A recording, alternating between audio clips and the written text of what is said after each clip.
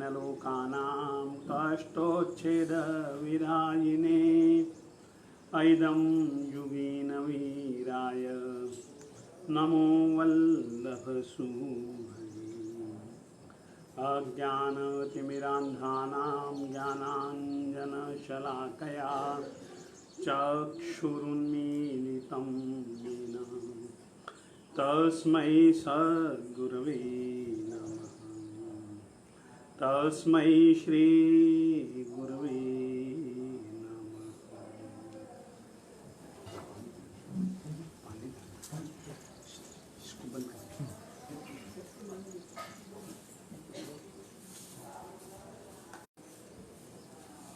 श्रवण को बुला लें। पानी मांग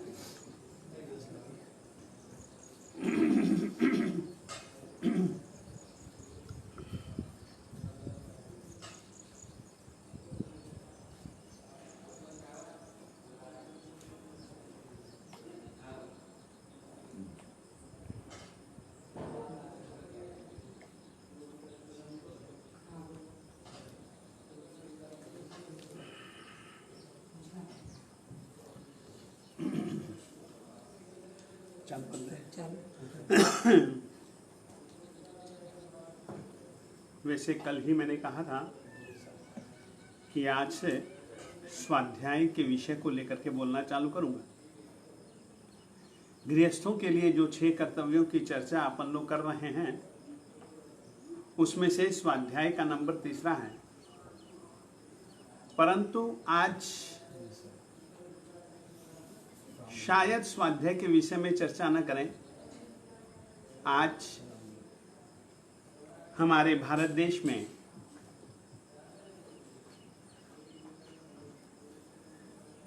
अयोध्या में राम जन्म भूमि पर मंदिर जी का खातमुहूर्त और शिलान्यास होने जा रहा है।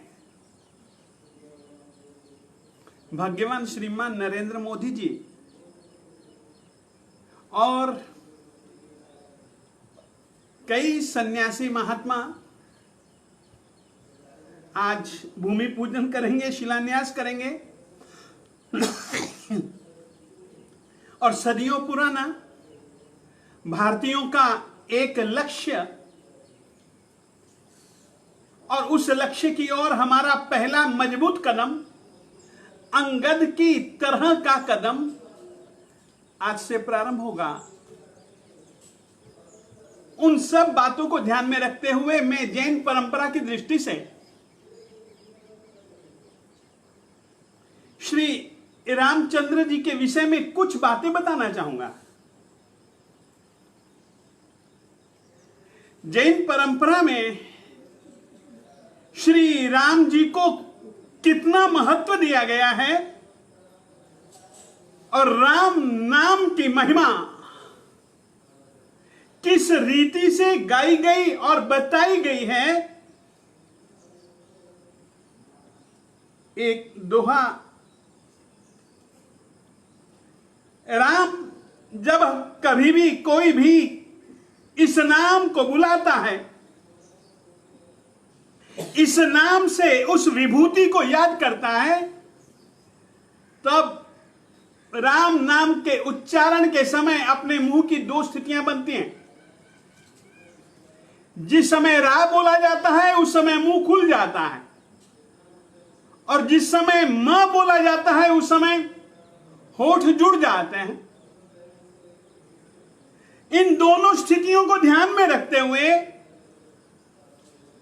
ऐसा क्यों, इस नाम की और इस नाम वाले की क्या शक्ति है, उस परम शक्ति की चर्चा करते हुए जैनाचार्यों ने एक सुंदर दोहा बनाया। रा उच्चरता मुख थकी, रा उच्चरता मुख थकी, पाप पलाय जाय, मति फरी आवे तेह थी, म मो किवाड़ी थाय। रा उच्चरता मुख थकी पाप पलाय जाय, मति फरी आवे तेहथी मां मो किवाड़ी थाय। राम यह नाम दो काम करता है, पापों का नाश। राज जिस समय हम बोलते हैं मुंह खुलता है, वो इसीलिए कि हमारे अंदर जितने भी पाप हैं, जितनी भी पाप वासनाएं हैं, जितनी भी पाप भावनाएं हैं, रा उच्चरता मुख थकी पाप पलाय जाय। जिस समय राम यह नाम बोला जाता है तो पाप सभी के सभी जो हमारे बुद्धि में है, हमारे मन में है, हमारी आत्मा में है, वे सभी के सभी पाप पलाय भाग जाते हैं, भाग जाते हैं, भाग जाते हैं। मति फरी आवे तेहथी मां मोह की वाड़ी थाय। जो पाप भाग गए वे पाप वापिस हमारे मन में ना आ जाएं, हमारी बुद्धि में ना आ जाएं, हमारी इंद्रियों में ना आ जाएं, हमारी आत्मा में ना आ जाएं। इसीलिए मां बोलते हैं ये किवाड़ी, ये जो दो दरवाजे जो खुल गए थे, रा बोलते समय पाप भाग गए थे, वे पाप वे भी ना आए और अपने साथ में अपने दूसरे मित्रों को भी, पाप मित्रों को भी न लाएं। इसीलिए मां बोला जाता है और उस समय होठ बंद हो जाते हैं। ये किवाड़ है, पाप अंदर ना आ जाएं। सोचिए, जैन परंपरा में जैनाचार्यों ने राम नाम को भी कितना महत्व दिया है। जैन परंपरा में राम नाम बाद में आया। जैन परंपरा में राम जी का एक नाम पद्म, और कहना चाहता हूं हमारे जैन साहित्य में, प्राकृत में एक बहुत अच्छा एक काव्य है जिसका नाम ही है पौमचर्यम। पौम यानी कि पद्म, चर्यम यानी कि उनका चरित्र। राम का चरित्र हमारे जैन साहित्य में, प्राकृत में भी है, संस्कृत में भी है। 63 श्लाघा पुरुष चरित्र मैं कहना चाहता हूं, जैन परंपरा में श्लाघा पुरुष निश्चित रूप से मुक्ति में जाते ही जाते हैं। कभी ना कभी उन्होंने जाना ही जाना है।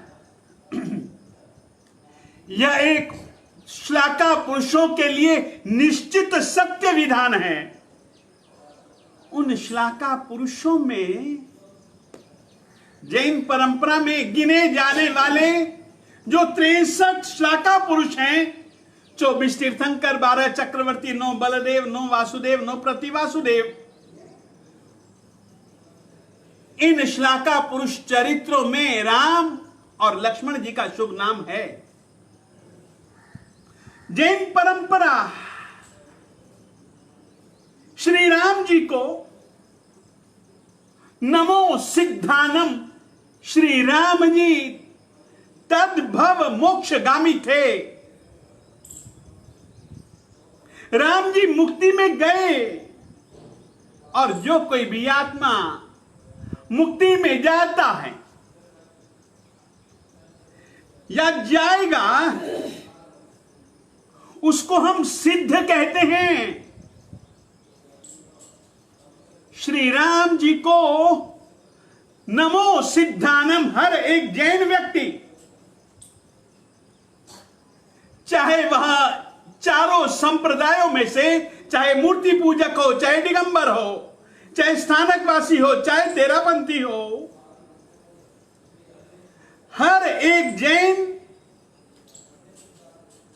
सिद्धों के रूप में श्री राम जी को नमो नमो करता है।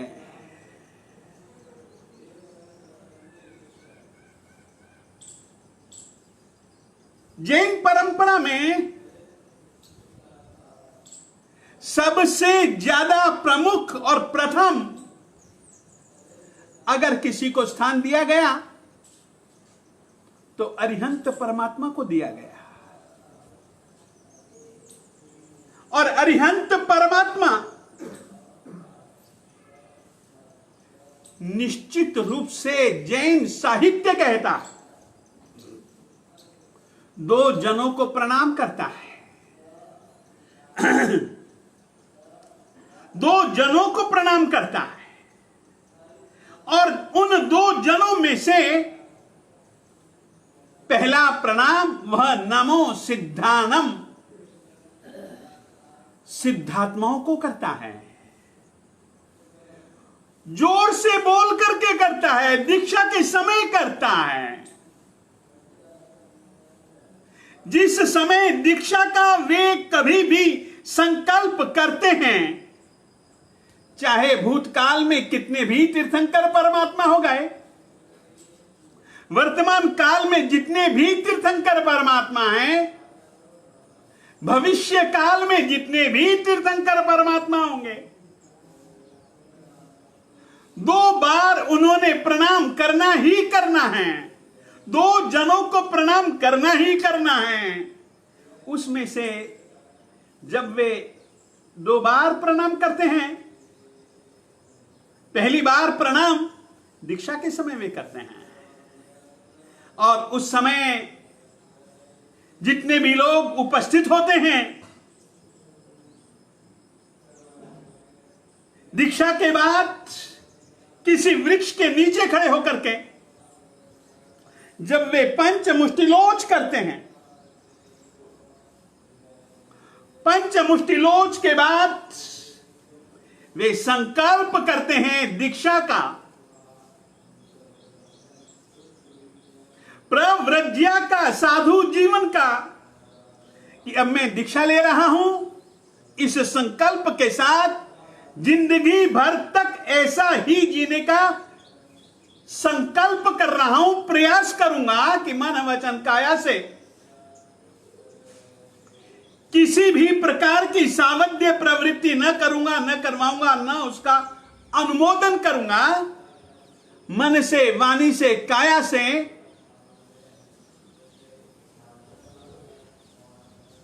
उस समय दीक्षा के सूत्र उच्चारण से पहले वे नमो सिद्धानम बोलते हैं। और राम जी जैन परंपरा में सिद्ध माने गए हैं। ठीक है, नमो सिद्धानम में किसी का भी नाम नहीं है, मगर सिद्धत्व को जिसने पाया, जो आत्मा आठों कर्मों से सर्वथा मुक्त हो गई और आठों कर्मों के क्षय के कारण जो आत्मा के अंदर पाए जाने वाले 8 गुण हैं, जैसे कि ज्ञानावरणीय कर्म मिट जाता है, उसका जिस समय क्षय हो जाता है तो अनंत ज्ञान गुण की प्राप्ति होती है। अनंत ज्ञान जो आत्मा का गुण है वह बिल्कुल निरावृत हो जाता है, अनावृत हो जाता है। दर्शनावरणीय कर्म के क्षय से अनंत दर्शन,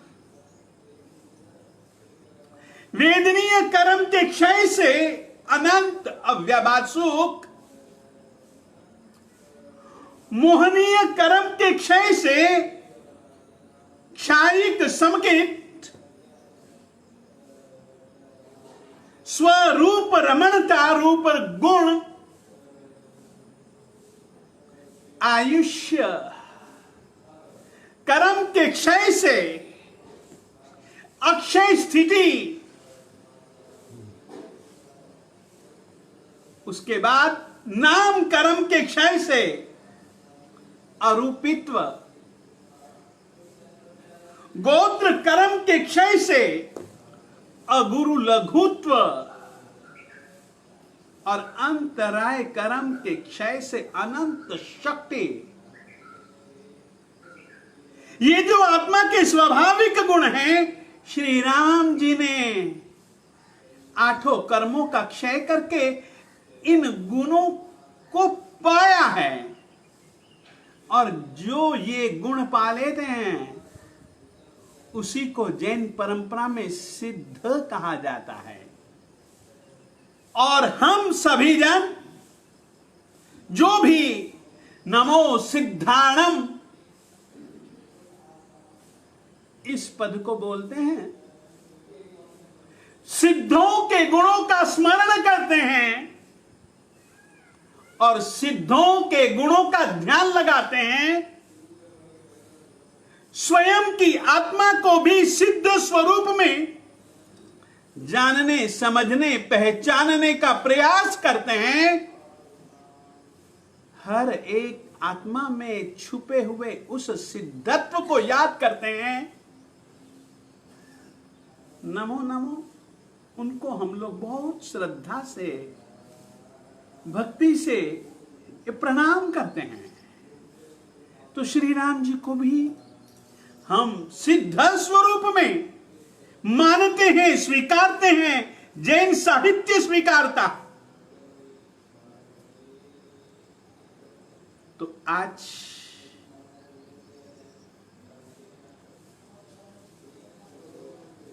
उनकी जन्मभूमि अयोध्या, अयोध्या के विषय में भी एक बात बतला देना चाहता हूं। जैन परंपरा में अयोध्या का स्थान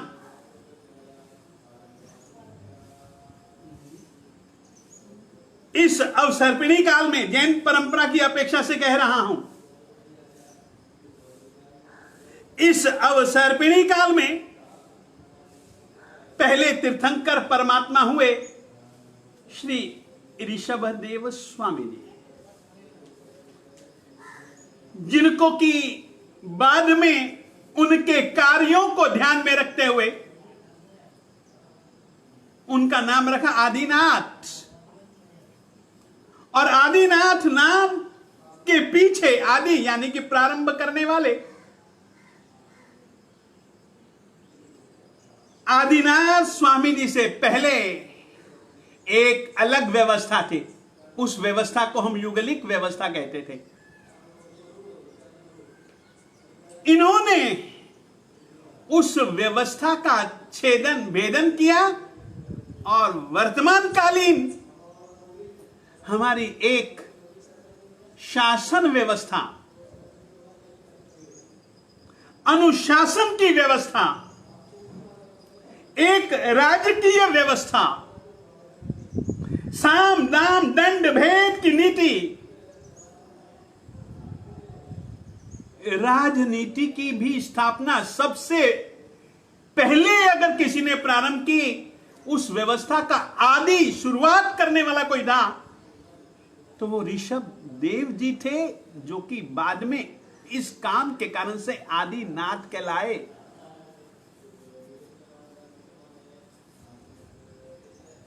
आदिनाथ स्वामी जी से पहले यह भूमि अकर्म भूमि थी। अकर्म भूमि को कर्म भूमि के रूप में परिवर्तित कर देने का काम करने वाले यदि कोई थे, आदि शुरुआत करने वाले, तो वो श्री ऋषभदेव जी थे। इस कारण से भी उन्होंने एक राज्य व्यवस्था, इसी ही प्रकार से संयम की व्यवस्था का भी यदि किसी ने प्रारंभ किया तो वह श्री ऋषभदेव जी ने ही किया। इसीलिए महादिमाम निष्परिग्राम, वे पहले साधु बने और एक अवसर्पिणी काल में और एक उत्सर्पिणी काल में जैन परंपरा मानती है कि निश्चित रूप से 24 तीर्थंकर परमात्मा होते और तीर्थंकर तीर्थ की स्थापना करता, तो इस अवसर पे निकाल में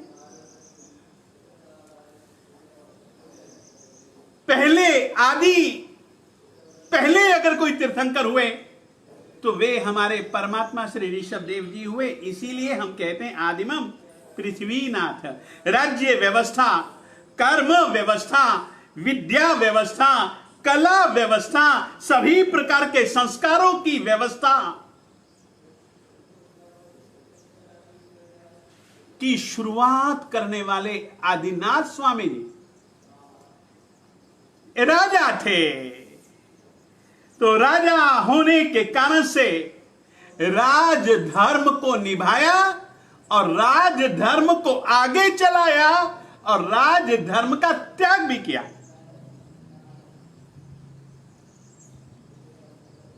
जिस समय इस भूमि पर कोई कर्म की व्यवस्था नहीं थी तो कर्म उन्होंने प्रारंभ किए, धर्म की भी कोई व्यवस्था नहीं थी। न कोई दानशील तप भाव जानता था, न कोई कृति शब्द को जानता था, न कोई महाव्रत, न कोई अणुव्रत, न कोई समकित, किसी भी प्रकार की जिस समय जो कर्म की व्यवस्था नहीं थी, उस समय असी मसी कृषि के रूप में कर्म की शुरुआत करवाई और उसी समय देश विरति और सर्व विरति, त्यागमय धर्म की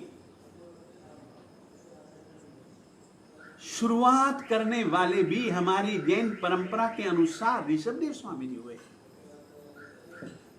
उनके पहले कोई पढ़ता लिखता नहीं था। मशी पढ़ाई लिखाई, कलाओं की व्यवस्था, स्त्रियों के लिए 64 कलाएं, पुरुषों के लिए 72 कलाएं। आज की तारीख में कहा जाता है कि शिक्षा का युग है, मगर 72 कलाओं के नाम भी हम नहीं जानते जिन कलाओं की उन्होंने शुरुआत कराई थी। सभी ललित कलाएं आज की तारीख में जितनी भी हैं, उनके बीज बोने वाले ये ज्योतिष इत्यादि की जितनी भी विद्याएं, गुप्त विद्याएं, व्यवहारिक विद्याएं, धार्मिक विद्याएं, इन सब की शुरुआत करने वाले हमारे परमात्मा श्री ऋषभदेव स्वामी जी। और उनके लिए पहली नगरी जो बसाई गई, उस नगरी का नाम, जिसको कि आज की तारीख में हम अयोध्या कहते हैं, जैन साहित्य के हिसाब से यह ही इस अवसर में निकाल की युगलिक युग के बाद पहली भूमि, जिसका नाम था विनीता नगरी। बीच में इसके कई नाम बदलते गए, कौशल्या भी इसकी नगरी का नाम है। तारीख में जो अयोध्या कहलाते हैं,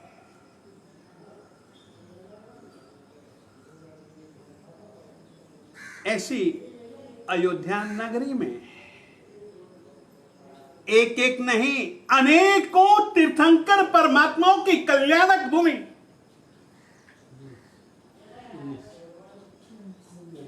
तीर्थंकर कितने? चार तीर्थंकर भगवंतों के 19 कल्याणकों की यह हमारी कल्याणमयी धरती आज उस अयोध्या नगरी में श्री राम जी, जो कि हमारे जैन परंपरा में एक श्लाका पुरुष हैं, राम जी भी और लक्ष्मण जी भी एक श्लाका पुरुष, रावण जी भी एक श्लाका पुरुष हैं, उनकी नगरी जुदा है। परंतु आज ऐसी भूमि पर यह जो होने जा रहा है, मैं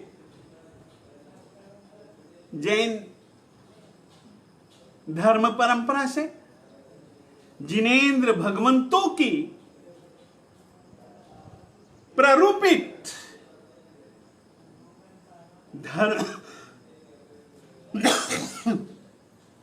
धर्म व्यवस्था का पालन करता हुआ एक बहुत बहुत खुशी प्रकट करता हूं, अपनी ओर से भी, अपनी गुरु परंपरा की ओर से भी, अपने शासन परंपरा की ओर से भी, अपने जैन समाज की ओर से भी। हमारे लिए भी यह भूमि बहुत महत्व रखती है। श्री राम जी हमारे लिए भी बहुत महत्व रखते हैं। मैं कहना चाहता हूं, राम ये नाम एक व्यक्तिवाची भी है तो एक कर्मवाची भी है। हम लोग चाहते हैं और बहुत नारे हैं, नारे हैं, नारे हैं, उद्घोष करते हैं राम राज्य। आप सोचो, और तो किसी दूसरे व्यक्ति के राज्य की हमने कल्पना नहीं की। हर कोई चाहता है राम राज्य स्थापित हो। क्यों? राम जी ने उस समय ऐसे राज्य की स्थापना की थी जिस समय न्याय, नीति, मर्यादा का प्रमुख रूप से सभी जन पालन करते थे। राम राज्य की कल्पना बहुत अच्छी है, मगर उसके लिए हमको पहले राम बनना पड़ेगा। आज हम राम को अपना माने माने माने कहें भले ही, परंतु राम के आदर्श हमारे कैसे आदर्श हैं?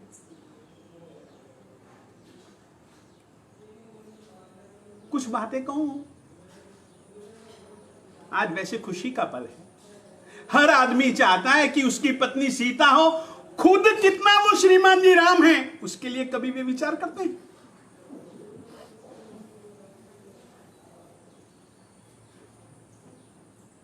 फिर से कहना चाहता, हर आदमी अपनी श्रीमती को भगवती महासती सीता जी जैसा देखना चाहता और खुद राम जैसा नहीं बनना चाहता है, खुद रावण जैसा है। कैसे राम राज्य की स्थापना होगी? राम राज्य के लिए लड़ाई नहीं, राज्य के लिए त्याग करने का भाव सिखलाता है राम राज्य।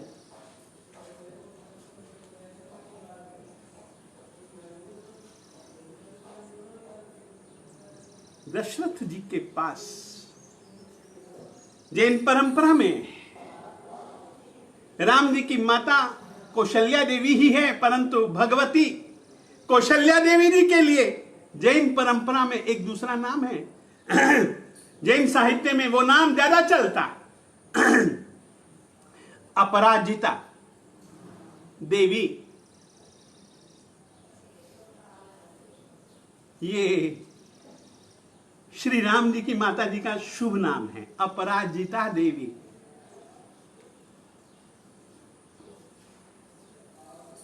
दशरथ जी के पास में राम जी आए, निश्चित हो चुका है राम जी को गद्दी देनी है, परंतु दशरथ जी के लिए एक समस्या थी कि वे अपनी श्रीमती कैकेयी जी को एक युद्ध के अवसर पर, जिस युद्ध में कैकेयी ने सारथी पने के काम को निभाया था, दशरथ जी योद्धा हैं, योग्य रथ संचालक नहीं हैं, और रथ संचालक के अभाव में, योग्य रथ संचालक के अभाव में विजय बहुत कठिन थी। उस समय कैकेयी जी ने वो कार्य किया, दशरथ जी को विजय मिली। विजय की खुशी में कैकेयी को वरदान दे दिया और कैकेयी ने इसी समय वरदान की बात याद दिलाई और कहा कि मैं चाहती हूं कि मेरे पुत्र भरत को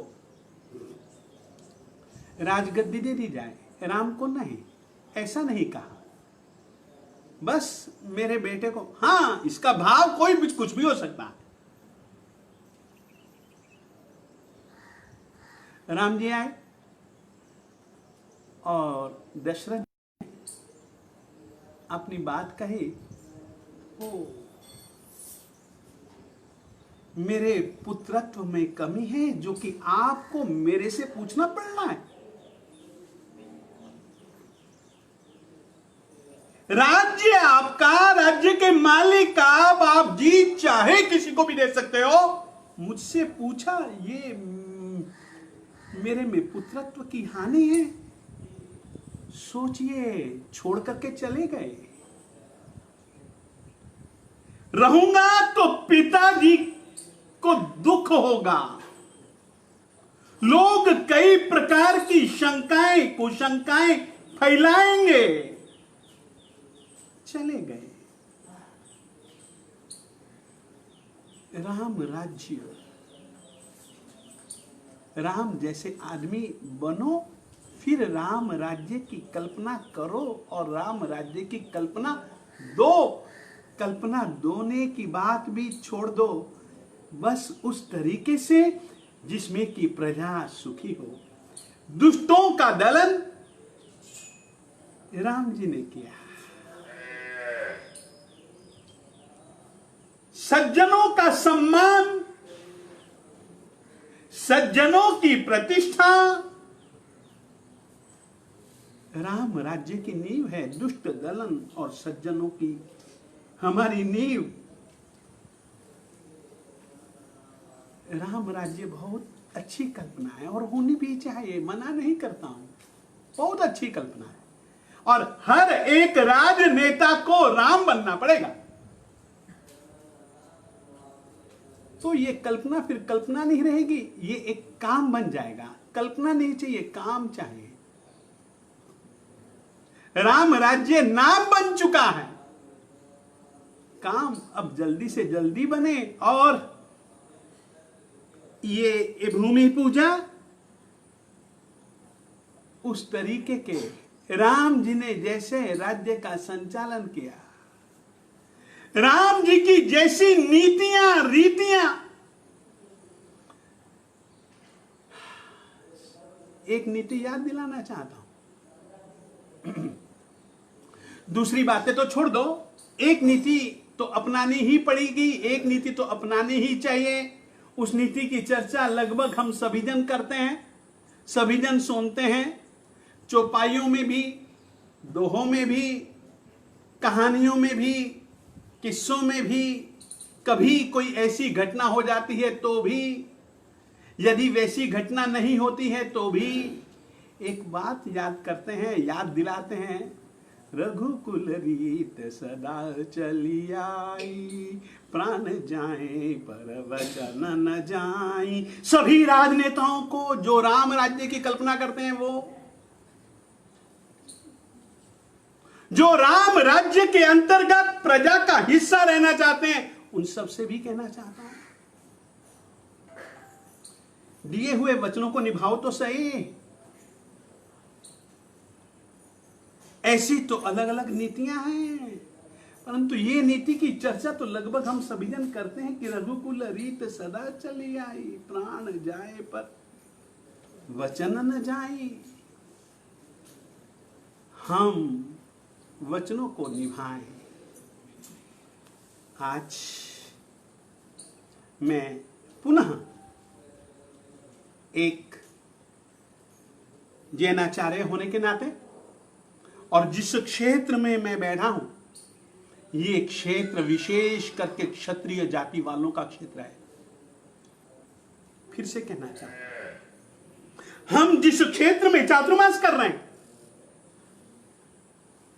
यह क्षेत्र लगभग अभी तक जिंदगी में, लगभग नहीं, लगभग 100% समझो, अभी तक हम लोग वर्णिक कुल वालों से संबंध बना करके रह गए। परंतु ये पहला चातुर्मास, बिल्कुल शुद्ध रूप से जो क्षत्रिय समाज, जिनको कि हम परमार क्षत्रिय कहते हैं, उस समाज के बीच में चातुर्मास करते हुए क्षत्रिय वीर क्षात्र धर्म को भी निभाया श्री राम जी ने। सचमुच में आज श्री राम जी को, अयोध्या के किनारे बहने वाली नदी सरयू मां को, भगवती मातेश्वरी महासती, हम जैन परंपरा में प्रातः काल उठ करके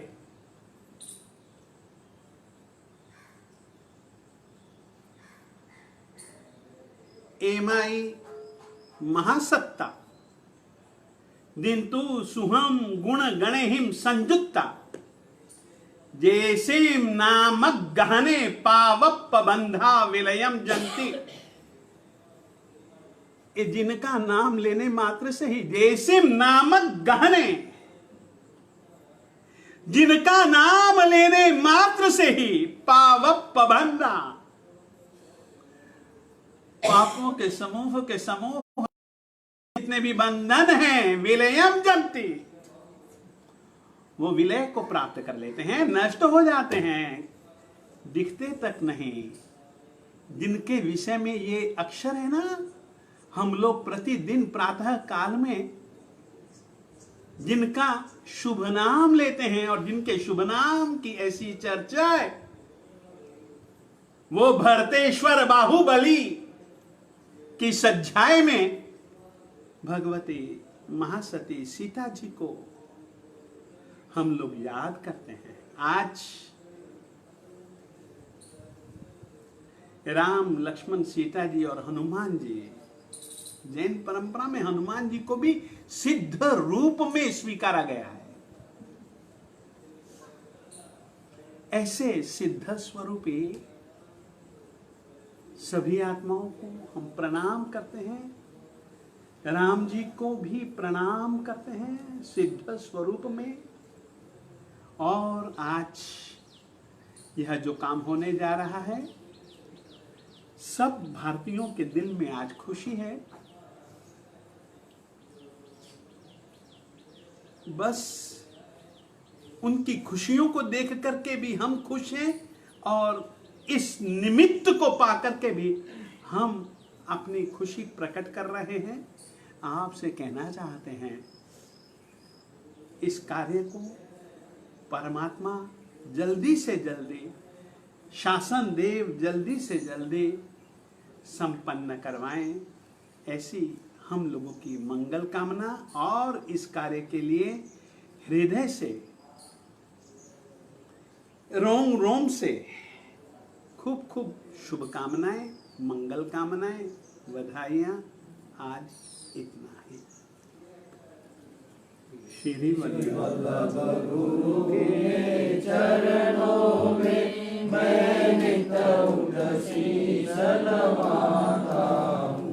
मेरे मन की कली खिल जाती है जब दर्श तुम्हारा पाता हूँ।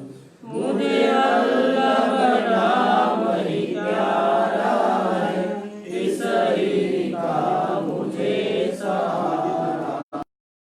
इस नाम में ऐसी